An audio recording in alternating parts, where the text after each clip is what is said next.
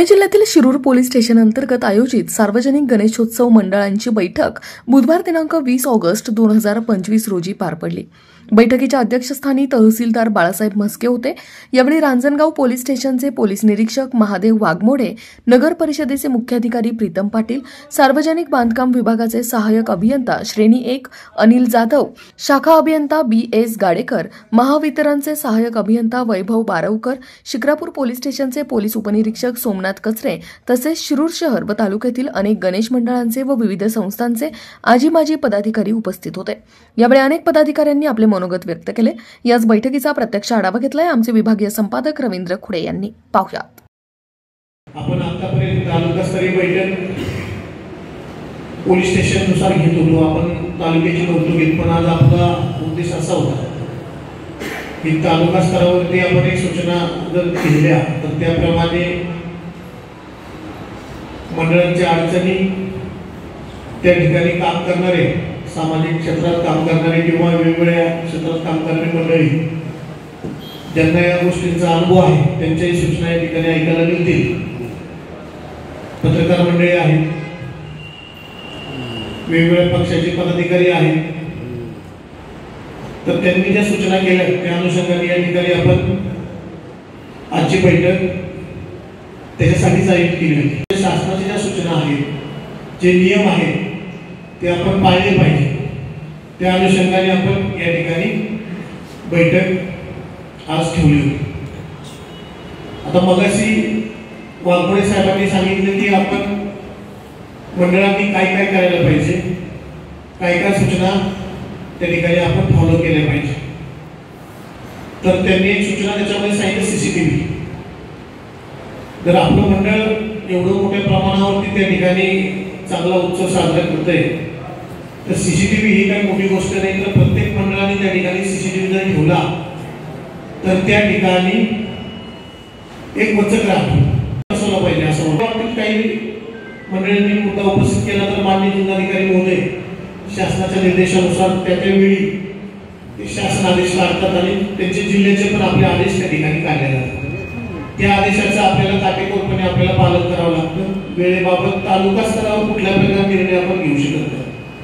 तो जिल्हा स्तरावरती जिल्हा दंडाधिकारी म्हणून जिल्हाधिकारी महोदयच्या सूचना किंवा आदेश काढतील त्या सूचनांचं तंतोतंत आपल्याला त्या ठिकाणी पालन करायचे आहे। गावामध्ये वेगवेगळ्या ठिकाणी ज्या तारा आहेत त्या खाली आलेल्या आहेत किंवा 1-2 फुटांच्या त्याला गाळे पडले तर MSCBला मी आता सूचना तीच करणार आहे की जसं आपण रामलिंग यात्रेच्या वेळेस सगळ्या तारा आपण त्या ठिकाणी व्यवस्थित आहे पाहून घेतो, त्या पद्धतीने आपण जिथे विसर्जनचा जो रूट आहे आणि इतरही ठिकाणी ज्या ठिकाणी लोकांवर होऊ शकतो तर तुम्ही पुढच्या 2 दिवसामध्ये पाहणी करून घ्या आणि पुढील 2 दिवसामध्ये पाहणी करून त्या तारा ओढून घ्या। जी अडचण असेल त्या सगळ्या सॉल्व्ह झाल्या पाहिजे त्याच्यामध्ये, कारण तो खूप मोठा विषय आहे। त्याच्यामध्ये कुठल्याही प्रकारचे विषय होते। मुख्याधिकारी महोदय या ठिकाणी उपस्थित आहेत, त्यांनी ज्या सूचना दिल्या मूर्ती विसर्जनाबाबत किंवा त्या ठिकाणी जो रूट आहे त्या रूटवरती जे रस्त्यांचा विषय असेल, खड्ड्यांचा विषय असेल किंवा इतर सूचना आहेत तर ते दिशादर्शक असाव्यात। त्या ठिकाणी आपल्या स्तरावर त्यांना तशा सूचना निर्गमित करा आणि त्या सगळ्यांना पब्लिश करा की काय काय सूचना आहेत, सगळ्यांना कळून जाईल त्याच्यामध्ये की आपण अशा प्रकारे त्या ठिकाणी विसर्जन करताना सूचना पाळल्या पाहिजे असली पाहिजे। प्रत्येक मंडळ तुमचा दरवर्षी गणपती महोत्सव, गणेश उत्सव आपण साजरा करतो, बरोबर आहे। तुम्ही तुमची एक नियमावली स्वतःला घालून घेतली पाहिजे। आपण काय काय करायचं, कायदेशीररित्या आपल्याला ज्या ज्या गोष्टी करायच्या त्या नियमात केल्या पाहिजेत आणि त्याप्रमाणे तुमची एक नियमावली असली पाहिजे। आपण म्हणतो स्वयंशिस्त जर त्याच्यामध्ये असेल तर बाकीच्या गोष्टी करायचा विषय नाही। त्याच्यामुळे मंडळांना एक माझी सूचना राहील की आपले जे मंडळातले पदाधिकारी असतील किंवा सदस्य मंडळी असतील तुमच्या मंडळाचे, त्यांना तुम्ही एक सूचना कॉमन तुमच्या मंडळाच्या ठरवून द्या। ते लिखित लिहून टाका, काही 10 सूचना असतात, जास्त नसते, त्या पद्धतीने लिहून ठेवा, सगळ्यांना सांगा।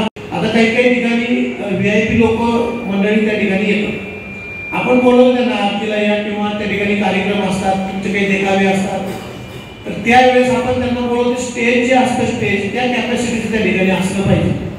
आपलं स्टेज छोटं असायचं, आपण स्टेजची कॅपॅसिटी 20 लोकांची आहे, आपण 100 लोक त्याच्यावरती गेल्यानंतर ते सगळेच खाली पडणार। त्याच्यामुळे ही गोष्ट आता घेणार आहे तर पेपर कुठं तरी वायर टाकून तुम्ही घेणार आणि कुठेतरी एखादी वायर काही घटना घडू शकते त्याच्यामुळे तुम्ही एखाद्या घरातून केलं तुम्ही त्याला बिल येणारच आहे, विषय तो नाहीये. पण तुमचं जर टेम्पररी मीटर तुम्ही घेतलं तर तुम्हाला ते कनेक्शन व्यवस्थित होऊन जाईल आणि कुठली घटना त्याच्यामध्ये घडणार सांगा.